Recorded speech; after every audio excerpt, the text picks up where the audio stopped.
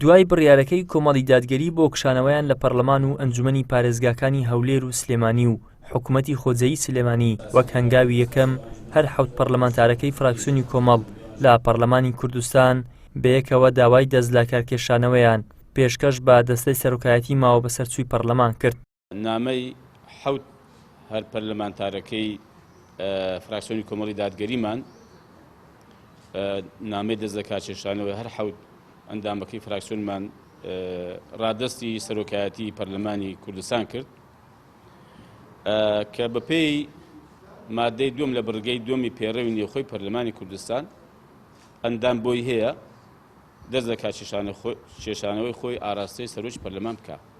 ئێمە ئەمڕۆ دەستلەکارکێشانەکانمان بەپێی بڕیاری کۆبوونەوەی گشتی و بەڕێز سەرۆکی کۆمەڵی دادگەری ئێمە دەستمان لە کار کێشایەوە.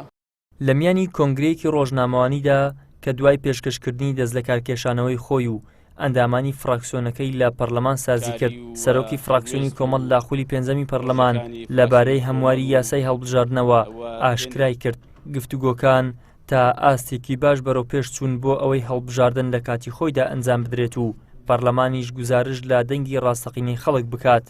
بەڵام ناکۆچی و ڕێگنەکەوتن لە سەرپرسی پێکاتەکان بووە بربەستی بەردەم گفتوگۆی لایەنەکان. ئێمە بە ئومێد بین بەڕاستی لەسەر پرۆژەکەی بگەین بە ئەنجام و لە کۆتاییدا گەیشتن بە ئەنجامی باشیش. ئێمە هەموو لایەنەکان لەسەر پرۆژەکە ڕێککەوتین لەسەر هەموو ئەو هەموارانەی کە پێشکەش کرابوو.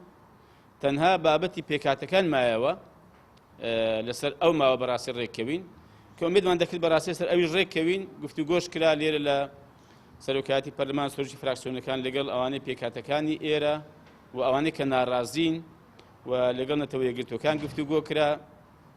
بەڵام دیارە تا ئێستا ئەم بابەتە ماوەتەوە ئومێد دەکەم کە لەسەر ئەوەش ڕێککەوین و ئومێد دەکەم کە هەر چۆنێکی بێ ئێمە لەگەڵ ئەوەین کە چیتر بەڕاستی هەڵبژاردننی پەرلەمانی کوردستان دوانەخرێ.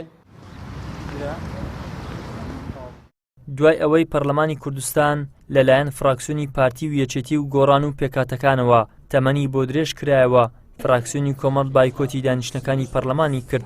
دوای ئەوەش ڕێککەوتنی پێویست لەبارەی هەڵبژاردنەوە لە نێوان لایەنەکاندا ئەنجام نەدرا. سەرۆکی کۆمەڵی دادگەریش بڕیاریدا تەواوی نوێنەرەکانی حیزبەکەی لە دامەزراوە ماوە بەسەرچووەکان بکشێنەوە. ئیدریس محەممەد، کەناڵی ئاسمانی پەیام، هەولێر.